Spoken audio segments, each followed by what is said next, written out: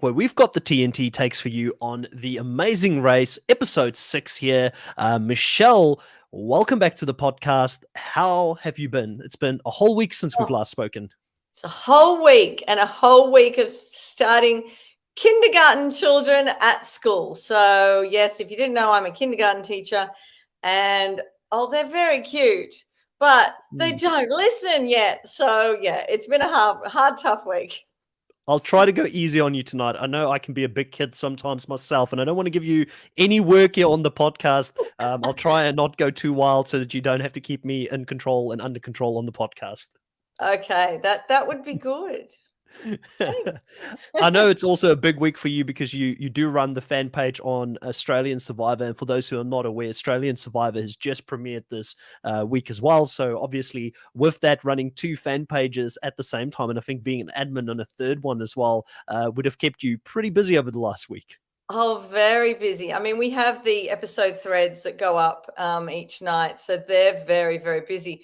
But I have been adding members left, right, and center, and a majority of them currently are Americans. They've all discovered Australian Survivor, and they are just going crazy for it. I'm just adding people from Tennessee, from California, from Texas. They're all over the shop, and it's so nice to see them all getting invested in our survivors, and hopefully they'll get invested in our amazing races.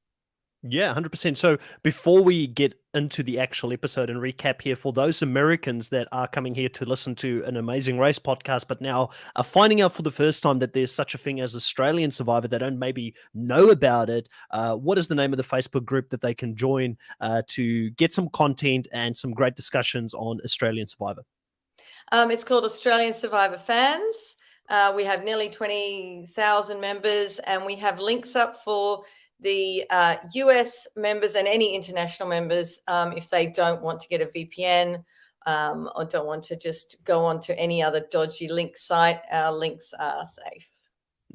But if you do have a VPN, always go VPN first, because that does support the shows and obviously keep them on the air for that much longer. And the channel you want to go to is 10play.com.au. It's got all the episodes. Just put your VPN onto Sydney or whatever Australian location. You should be able to see that. Okay, enough about Australian Survivor. Straight into the challenge here. We have a very exciting... not the challenge. Sorry. It's been a long week on my end as well. The Amazing Race.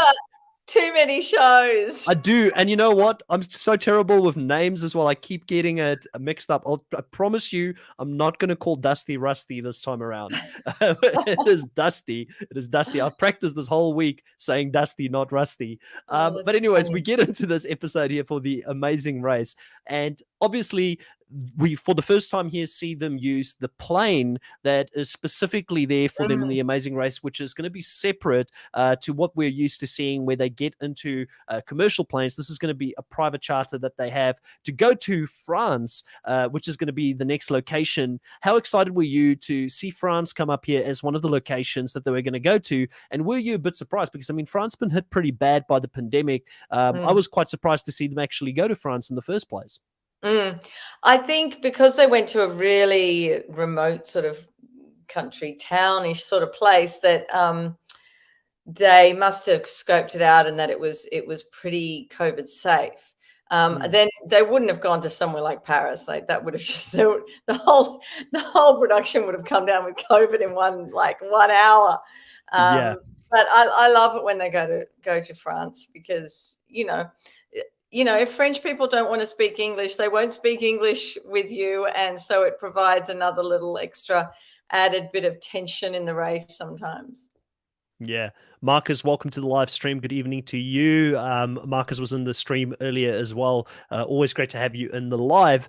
Now, Michelle, one of the interesting things for me, we spoke a little bit about one of the things that I thought was going to be the case for most of the season is that, you do need to have a sense of being able to navigate yourself from point A to point B, drive around in between detours and roadblocks and things like that. And that is the thing that has really made Arun and Natalia struggle. They do not have any sense of direction.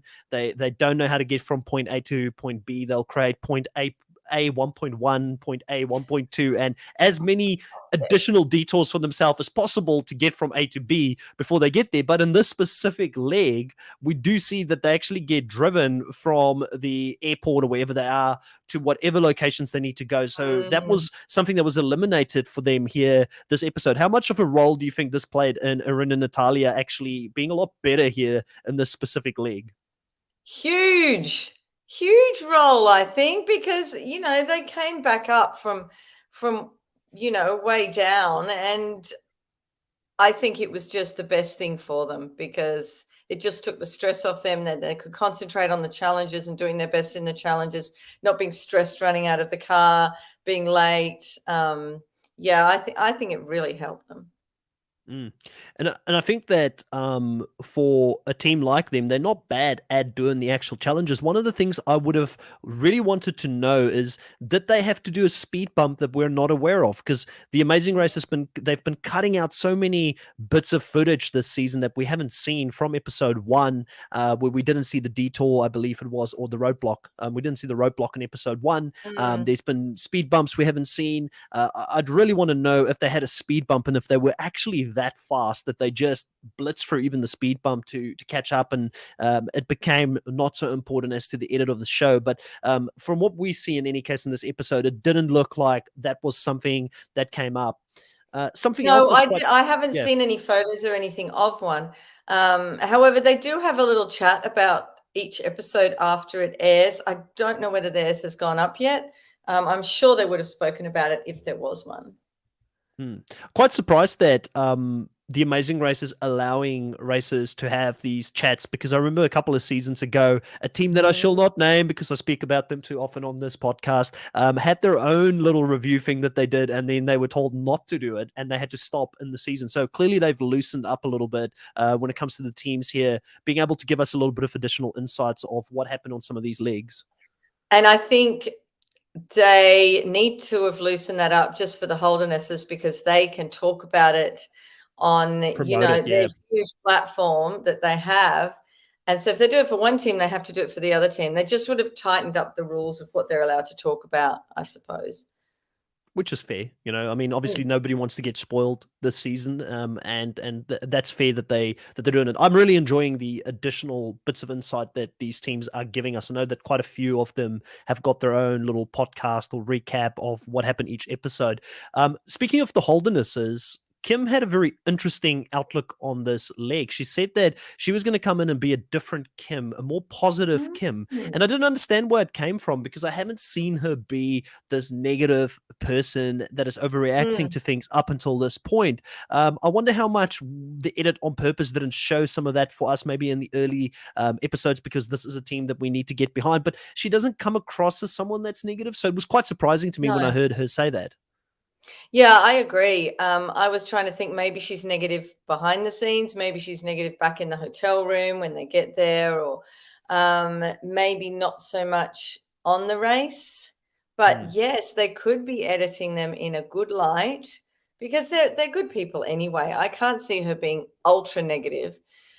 But, there's some people who are happy-go-lucky people, and all of a sudden, if they do the littlest thing negative, they think, oh, this is really bad, I want to be back to my normal self. So maybe she is one of those kind of people.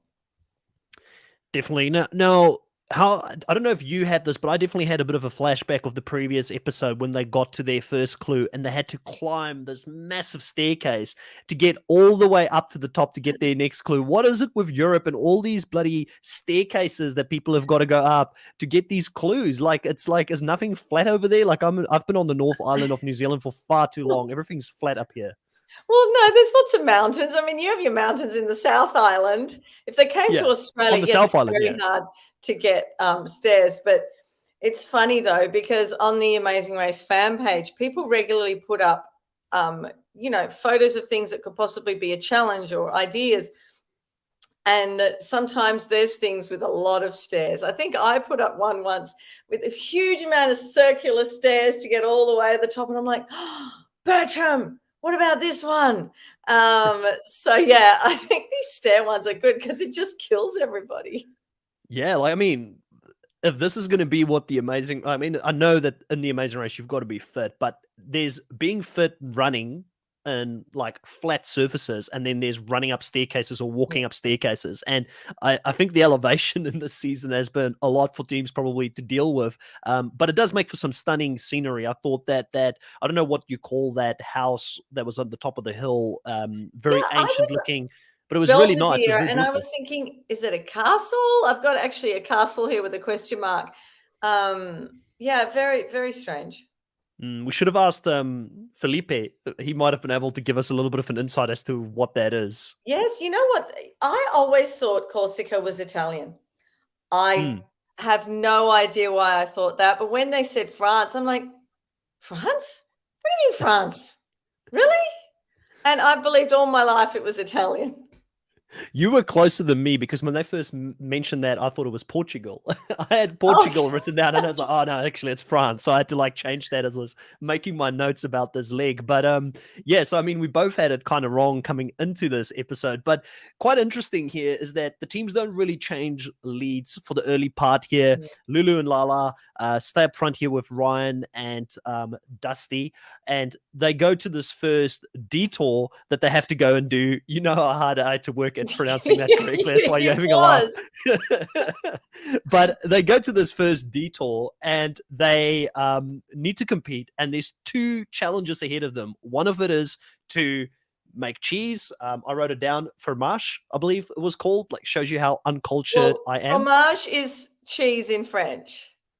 There you go. I was just going to say that shows you how uncultured I am, because I was like, never heard of that before. You I know, actually and think it was a ricotta or a kind of ricotta because someone mentioned ricotta. So, and cheese like that, like ricotta cheese, goes through what is it, that cloth, like a muslin cloth. So it could have been like a ricotta cheese if it wasn't a ricotta cheese.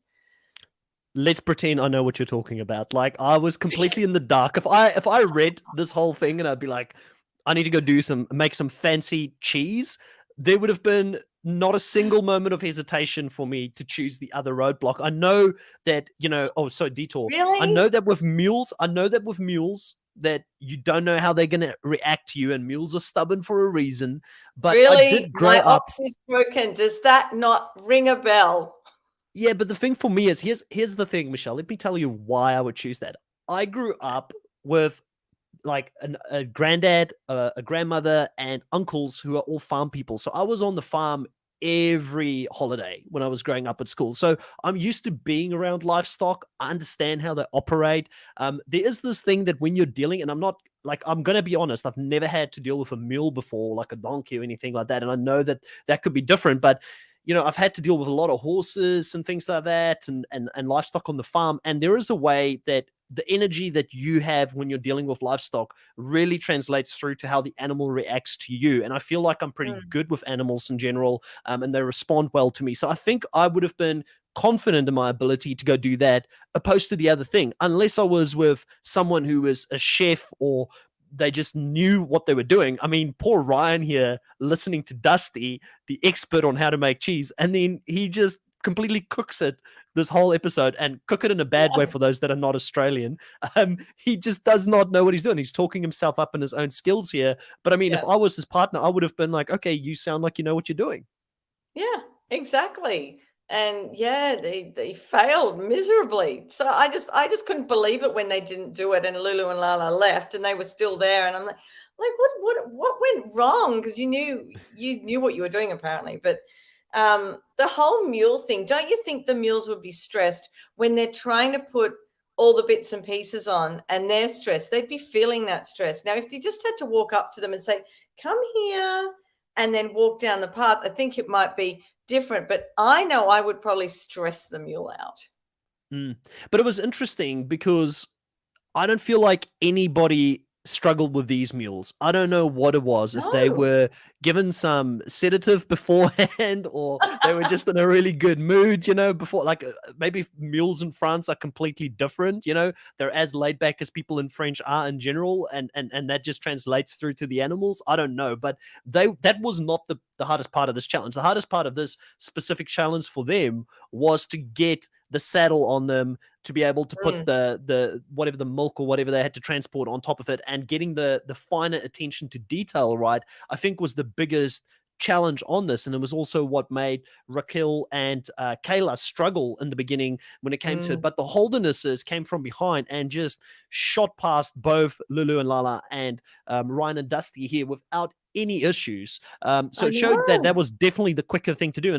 And when they Yeah. explained it, saying you have to go over uneven terrain, and if you spill milk, it's not a good thing. I thought by that explanation it would be a lot harder than what it was. Mm. I know, it looked really easy in the end. I mean, once you get the harness on and you've got that correct, I mean, it looked really easy because there were no problems with the mules. No one dropped anything, and it seemed to be fairly quick.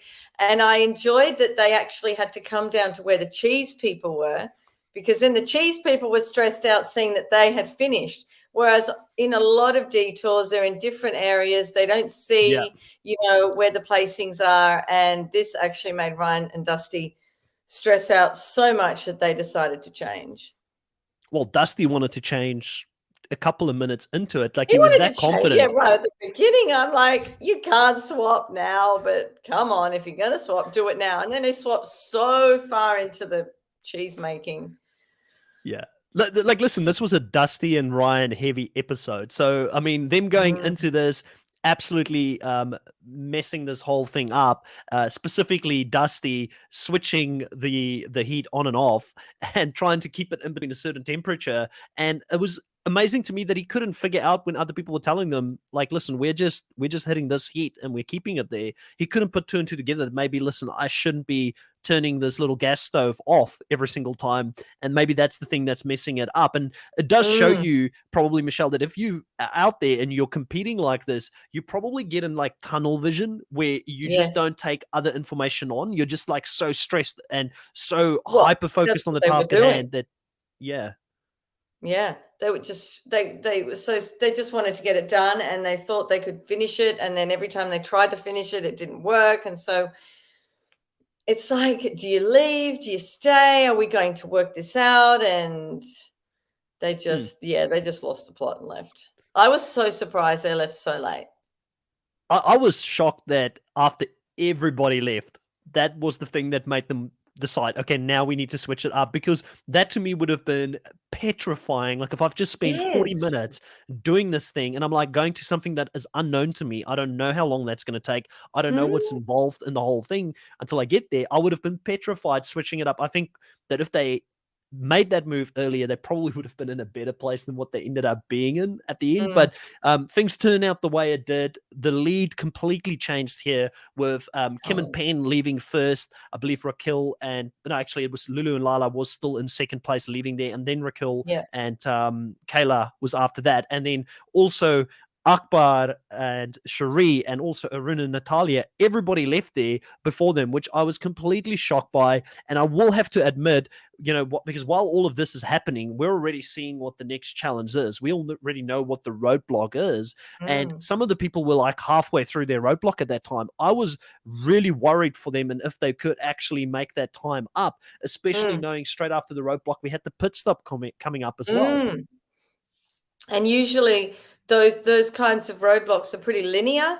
You don't have the chance to pass anybody. So I'm surprised what happened later on in that roadblock, because normally physical things like that, which, you follow a course, you just can't usually pass people.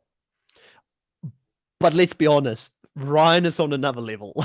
The guy got there, went straight into beast mode, and he was talking to his guide and he's like, mate, just keep up. He's like, I'm gonna run, you got to keep up.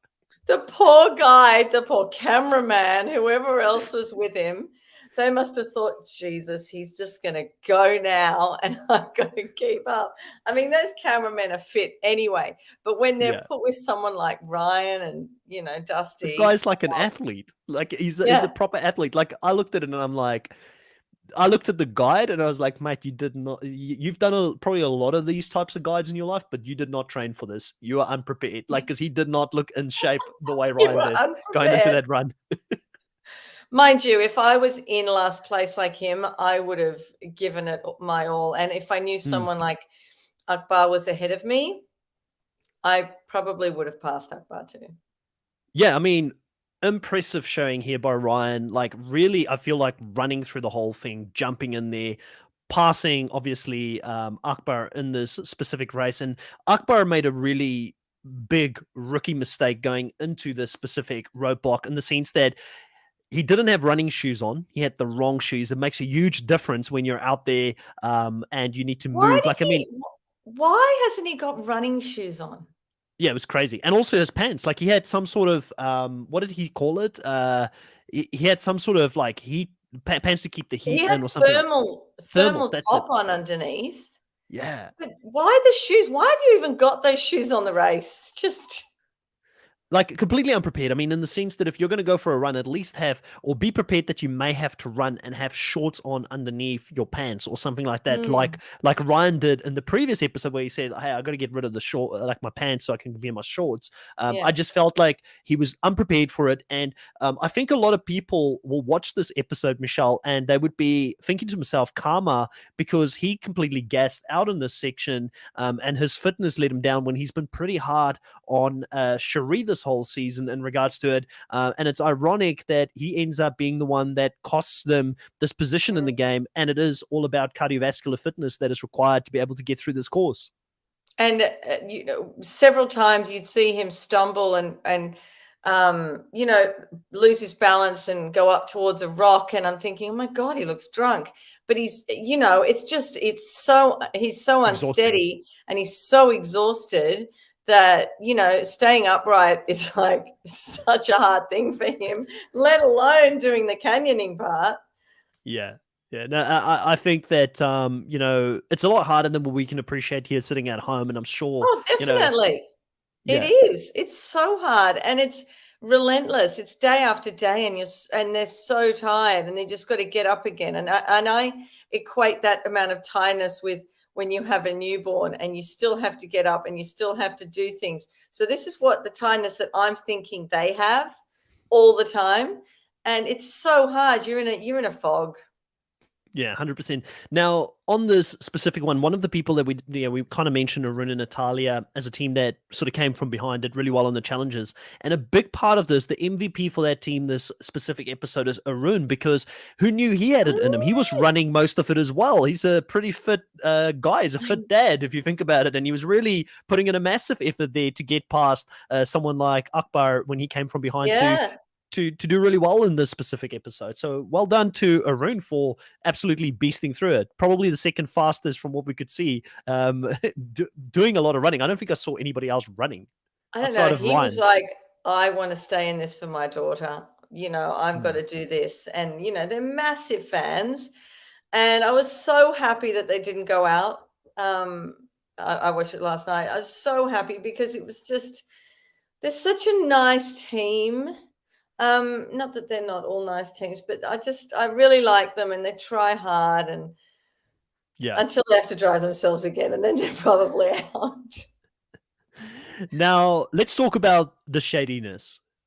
Again, we had some shadiness here on this specific episode that came in. Well, And no, if you're going to talk about what I think you're going to talk about, I don't think it's shadiness.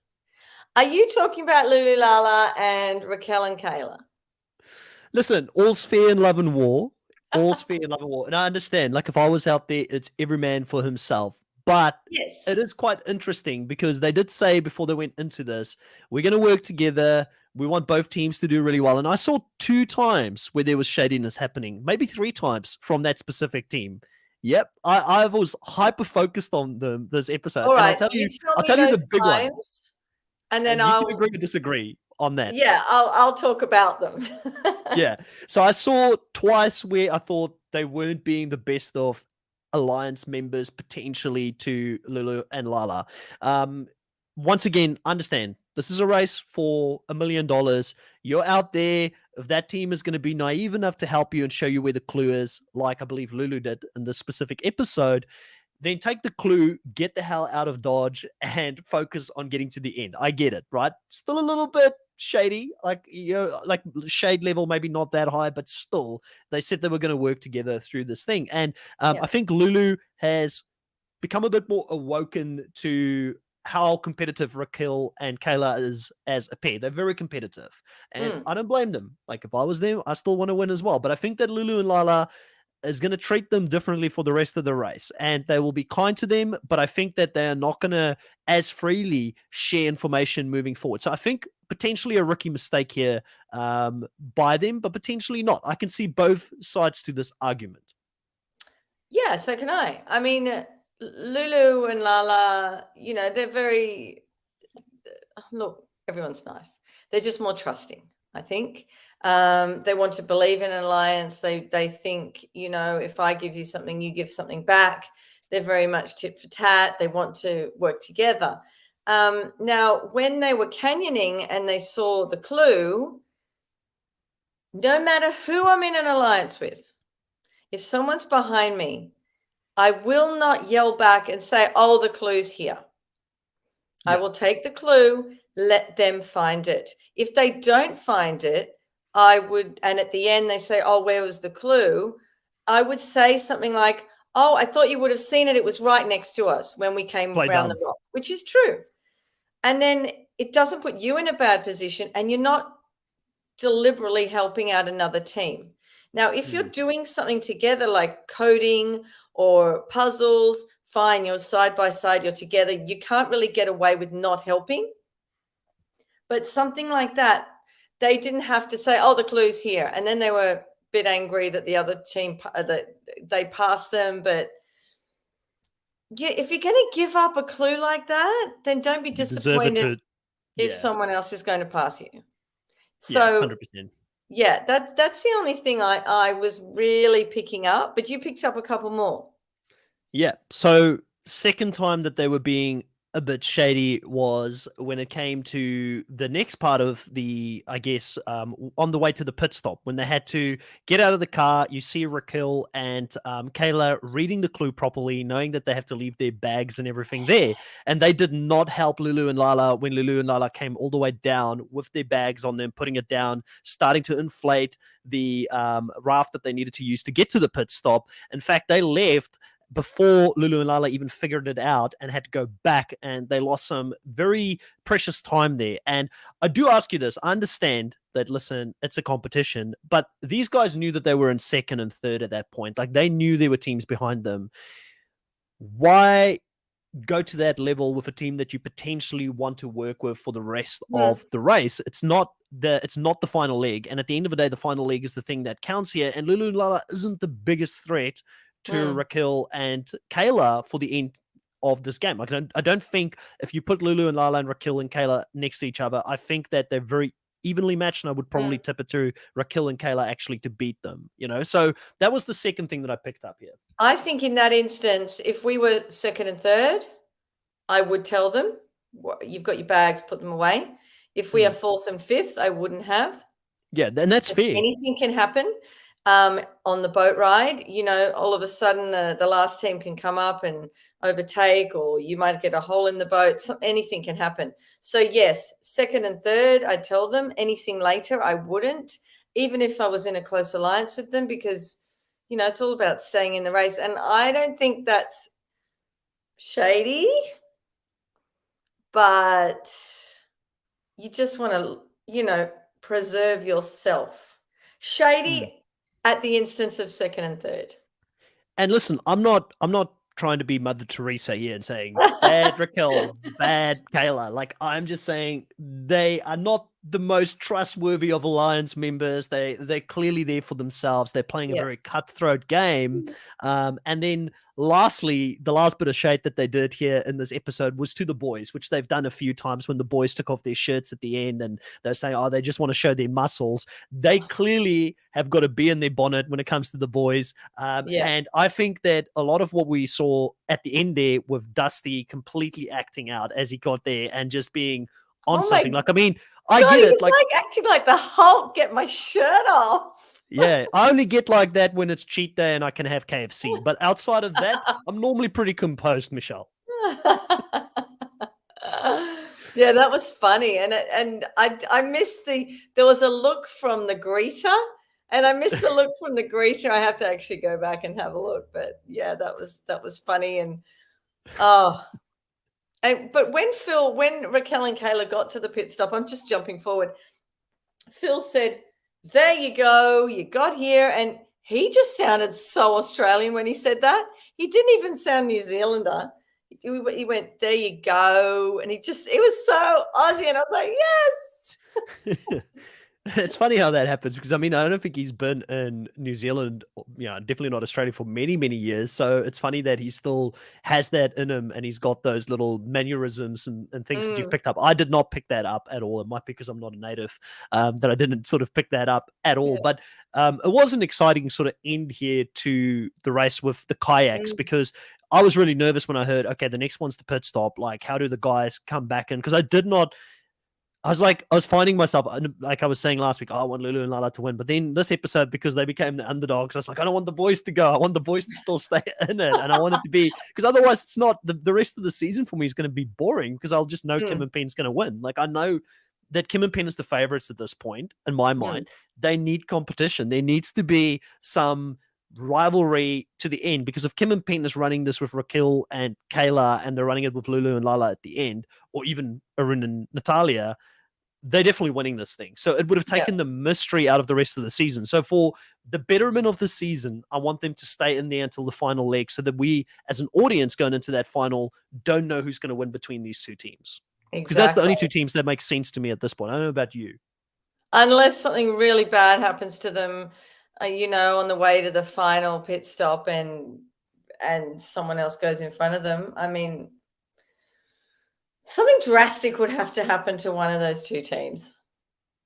Definitely. I don't think it's going to happen. Like, lightning is probably not going to strike twice. Like, even if one of them goes out in a very strange way, then I think the other one will pull through and will do it. But I mean, who knows? Stranger things has happened, obviously, on seasons, but I just don't see it going that way. I think one of those two teams can win it. I'd be more than happy to be wrong when we get to the end and we have a Lulu and Lala win, or someone else that surprises us, Arun and Natalia win. What would the fans say if Arun and Natalia were to win this season after being kept in the show for as long as they have? You know what? Because they came back and they were already eliminated, there would be a faction of people that would say, oh, it's not fair, they were already out. But it's not as though the race ran any legs without them. So I don't think they'd be hated in that way. But they're such a likable team. I don't think there'd be a fan revolt at all. Yeah. But yeah. It'd be an interesting win. They might be the luckiest team if they were to win this season based on that. Definitely. And I think next week's going to be your hated thing of a non-elimination leg anyway. That's got to be coming. Do you think that if Ryan and Dusty were to finish last year, putting my tinfoil hat on for a second, do you think that Phil and them may have just decided, let's keep them in the game here because we need this competitive team in the rest of the show? What do you think would have happened here? Or do you think it's pretty set in stone? They don't move those types of things around? Pretty set in stone, only because they have a certain amount of things for the roadblocks and the detours. They have a certain number set up for different places and they have to ring ahead and do all that. If Amy and Maya can win, anybody can win the Amazing Race. Hey, no, Amy and Maya were fantastic. Josh and Brent were too bad. Yeah. I definitely think that, you go ahead, Michelle. I think they'd be okay. But I guess when it comes to, I hear what you're saying. It's definitely, they try to keep the show as good as they can. There's certain reasons. They probably pre-book in advance how many people can do a certain activity or challenge on the show. So it doesn't make sense that they suddenly, now we've got to book an extra ticket to go up the mountain and do a bungee or something like that in advance when it comes to keeping people in the game. So I don't think they would have changed that.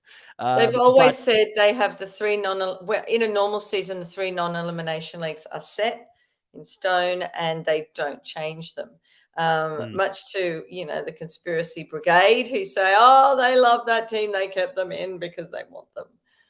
Yeah Now, what did you think of this last activity? I'm always a big fan of the kayak section where they've got to get in the water and actually make their way through to the pit stop, because Mm, sometimes that can be a game changer in itself. People can change leads, and things can change quite a bit. It can be quite a shakeup, and it's quite funny to see who actually is good at rowing and being in the water and can pull it down, because it's not a skill that you're born with. Like, you mm. either have it or you don't have it. Some people are very uncoordinated, like Lulu and Lala. Yes. I'm surprised they even got there in the end.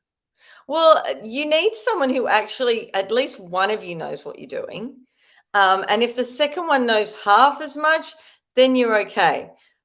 I got in a rowboat with my 10-year-old daughter. It wasn't good for the first few minutes until she picked it up, but definitely better. We were definitely better than some of these teams. So, yeah, my daughter obviously has it in her, and these guys don't, because after the first little while, she was watching what side I was doing and how many times I was doing it, and she was keeping pace. And that's what you have to do. Otherwise, you're going around in circles.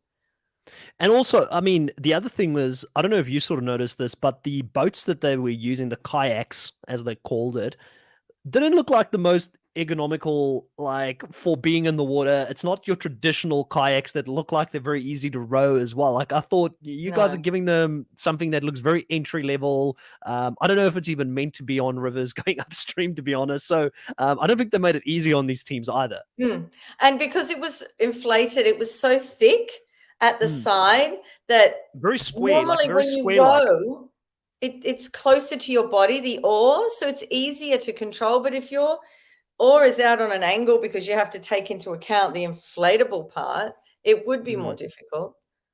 Look at us, experts at kayaking and rowing. So if you ever get on the show, it's probably more likely, Michelle, that since you're living in a country that actually has an amazing race, people will keep a close eye on your skills when it comes to being out there on a kayak and rowing. So you're going to have to live up to it now. And You've put it out I'll there. just you don't understand. People would be looking at every damn thing I do and would be critiquing down to every second. So I wouldn't live any deficient part of my racing down because they'd be at me. So anyway, I it's can like see you like break into a cold sweat being out there, knowing that you're sucking at the detour and being like, I cannot change this because I've always said I will never change a detour. People are going to judge me so hard if I do this. because someone like Logan Saunders, who is tar historian, right? Like, it's based on the word historian, tar historian. Yeah. He's the one who's blogging about all the podcasts. So he blogs about seasons. So I couldn't even imagine. He puts in all these photos and it goes for pages and pages. I can't even imagine his rundown of any season I would be on. It would be a field day. How many seasons did you podcast with him? Oh my God, maybe, I don't know, maybe 10, no, maybe 12. We're doing all seasons. So we've just done 3 with Yeah. Flo and Zach. And that was interesting. Yeah. So I bet you he's got the receipts on everything. He'll go back, like the amount of effort that he puts into recapping the recappers, like he'll go back and find the receipts on something that you've called, and it will Oh, be headline news if you go against that. you know what? He would probably remember every little thing I've said. Yeah. Well, I guess coming back to this specific episode here and getting into the end, ultimately Akbar and Cherie, they're going to struggle throughout this episode. They're not going to be able to make up the time. Cardio, obviously, for Akbar is the thing that cost him. And when they were getting into that kayak, I knew that was the end for them. They're not going to catch, Arun and Natalia or I know. And Ryan and Dusty. he was so positive. He was saying, I'm just going to do it. I'm going to get us through. Just watch me row, or whatever he said. And I thought, Yeah. oh, that's nice. He's still positive. I felt sad then, but I thought, oh, that's such a nice thing to say. And I think that they were very lucky as Arun and Natalia was to stay in the game up until this point and get some of those non-eliminations or being called back. They just ended up going out on a leg where the main thing was you had to be good at doing something very physical. up in a mountain. They weren't Mm. prepared for it. Like I said, it may be a little bit ironic that Akbar is the one that ultimately cost them on the cardiovascular side of things, and it wasn't actually Cherie who's been giving a hard time. But I know there's a lot of people out there that have been pretty harsh on him, pretty harsh on that dynamic, and we've spoken about it on previous podcasts. We don't think there's much in it. It's just they've been married for so long. It's how they communicate. I mean, I could be wrong. It's I like to see you either like to see the worst in people and think the worst, or you like to see the best. I hope I'm seeing the best in this whole situation, but I've also just seen him communicate on his Instagram, do lives, talk about some of the work that he's doing with the kids and stuff like that. I think he's a good guy. I did like seeing both Akbar and Cherie on the show, and I was sad to see them go. But then again, Michelle, who are we not going to be sad to see go this season? Like, I do think, like we said the other week, like all of them are kind of likable. I think that like there's nothing against Raquel and Kayla, but they're probably the most cutthroat ones out there at the moment. So I'm like, if Lulu and Lala gets it up on you, who's my favorite team, don't come for the twins. Yeah, look, out of the 5 teams left, I wouldn't mind if Raquel and Kayla came in last. Not happening, though. Yeah. Not happening, though. I think they're a good team. I think they're there until the end. I feel like I'm starting to feel like they're there for the long run. I'll be sad for everybody else. So it's not. We're going to be sad every week. Yeah. They're a good teams, good set. I mean, honestly, they're casting really well, and even Australian Survivors cast well. I like 23 out of 24 of the cast. Like, when do you ever get that? So I think I'll ask you off air who the person is that you don't like. I'm really interested in that now, but we'll talk about that off air.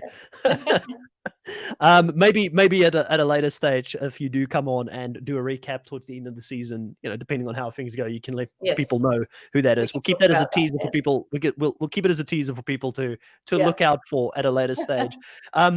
Before we sort of finish off here, because it was a pretty straightforward episode, I feel like there wasn't too much outside of what we've already discussed. How did you feel about Dusty's sort of behavior here at the end, being all very like Hulk-like, like you said at the end, and how did that come across for someone like yourself watching it? I think I've got my own thinking as to why that happened, but I'll kind of interested to know what you think. What's going on here? How did you see I thought it was a little bit funny. I wasn't taken aback by it. I think he had so much adrenaline pumping through him that it was a release at the end. And he was just so relieved to be able to get to the end and not be last. And it was just like, like guys are at a football match, especially Americans. They go, I get it. And they're bouncing up against one another at the end. And it's just a release, I think. So I didn't see a lot wrong with it myself. I just thought it was a little bit funny. What is he doing? So what did you think?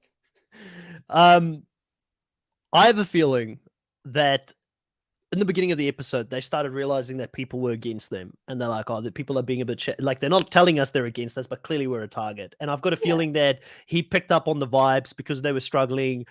People were enjoying it a little bit too much, and I think it fired him up even more. So I think that's a response to how they were talking, and he was picking those vibes up. He may have even overheard some of the talks or whatever was going on, but I think there's more behind the scenes there than what we know. I'd be very interested to find out more, because I do think both Dusty and Ryan are great guys. I mean, hats off to Ryan. Like, I mean, he's such a level-headed guy, like next to Dusty. But I think Dusty is a super good guy as well. I think he just wears his heart on his sleeve, and he gets very passionate about it. Like you said, big, American football fans, crazy South African rugby fan right here. I get it. No issues. Oh, you and your rugby. Yeah, well, it's the one thing South Africa has got. Like, we've got the World Cup. So outside of that, we don't have much. So give us that. Springboks. The Springboks. Like, outside of that, we don't have much. So we'll take it. Like, we'll keep. I think we've got another year and a half of that before we have to give it up or potentially defend it in France, of all places. Funny enough. So it should be good.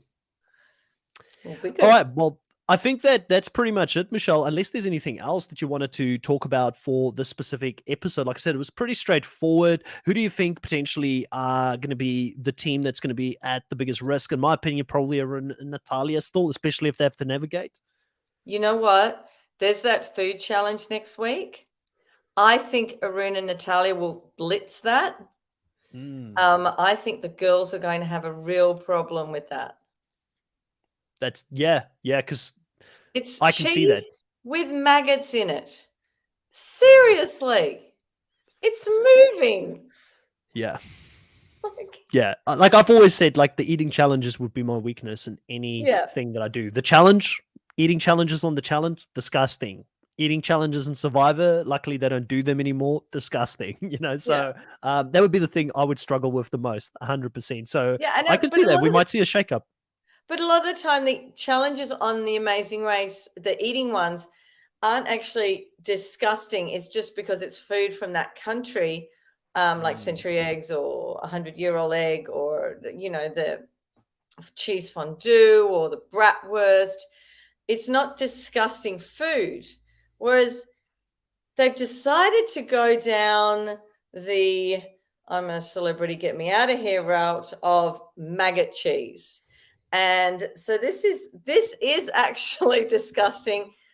I I don't know whether it would be a delicacy of wherever they're going. I can't remember where they're going. I know where they're going, but I don't know if they go there next week, so I'm not going to say. yeah, Um, I don't but think they maggot show. I don't think they cheese, showed it. I don't think they showed. yeah, I I don't don't think they remember should. seeing it. Yeah. Mm, But it'd be interesting. I mean, for all we know, it could be another league in France, even. Like, it could be because they've been doing these double leagues in some mm, countries and things like that. So I wouldn't be surprised to see that, I guess. But mm. yeah, you're Or it right. I could mean, be it could be going to the country that I think they go to next episode, because a lot of people from that country have been joining the American Amazing Race fans group. And so I've been going, oh, you must be on the show. You must be on the show. And I'm like, they want to they're see all coming themselves. in. It's so funny. Oh, that's so funny. Yeah, because I mean, a lot of people that apply for the show don't necessarily apply for the show thinking that they're going to have to do a gross eating challenge. So, Mm, the girls, like you said, might be like Lulu and Lala, for instance. Like, I'm always going to be worried about them because they've been playing really well, but we also remember the first couple of leagues where they did have some issues and troubles, and they could be a team that's at risk. But I think that Ryan and Dusty is just that much more of a dangerous team now that they've had a near miss. They know what it feels like to make a mistake. I think that they're going to be so much more dangerous, and very interested to see how they ultimately get like out of the game. Like, what's going to happen? yeah. Like, are they going to make a mistake again, Mm, or what's going to be the thing? And they did go against their rule here because they said they would always do the physical stuff rather, and they didn't do the physical thing here, which was quite interesting. So mm. it's the one time they changed it up. Yeah. Well, it's because he said, I know cheese and I can make cheese. So why Mm. wouldn't you go with your strength if you think you can do it really well? I mean, I don't understand what happened there. I don't know what kind of cheese he used to make. Oh, like, listen, like I said, I would have been completely lost. I would not have known Hmm. what the hell was going on. But it looked like if you knew less about it and you just read the instructions, you probably had a better shot, which is what Mm, everybody else did. They read the mm. instructions, which he clearly didn't do at that point. So but anyways, it was a fun episode. I think it was pretty straightforward here for this one specifically. Like I said, we sadly lost another team here. We potentially have a non-elimination one coming up in the next league, but hoping to see a little bit more of this rivalry between Raquel, Kayla, Ryan, and Dusty. It did look like they were not as annoyed with Ryan at the end, but Dusty was the one that really seemed to be working on their nerves a little bit. So it's going to be interesting. And Dusty's famous words at the end of this, he was just so happy to get to the end and he knows that he can go eat now. Yeah. Food's important. Yeah, well, they do get fed at the end of each leg. So that's the only food that they know they'll definitely get. But on commercial airlines, they sometimes got food. But obviously, I don't know whether they get fed on that airline that is run by Mm. CBS. And they were also in the middle of nowhere in France. Like you said, they secluded them. This was the first leg where I don't think there was any contact with the public or anything like this that I could remember. So it was kind of like how envisioned this season to be a lot more. They're on their own, secluded, doing Mm, their own thing. So I definitely got that feeling because I was wondering something felt different, and that was the big thing I think that felt different from this episode to the previous one. mm. Yeah, I think so too. Yeah. Yeah. All right, well, Michelle, it's been great talking to you here about episode 6 of The Amazing Race. We'll be back next week at the exact same time to talk about episode 7 for The Amazing Race. And we will continue to get this thing rolling as we get through the season and see how whoever we're going to be crowning at the end of this as the champion for Amazing Race season 33. For everybody that was here in the live, thank you so much for participating and asking a few questions and being involved. And we will catch you next week, same time, same place. See you later. Bye. Bye.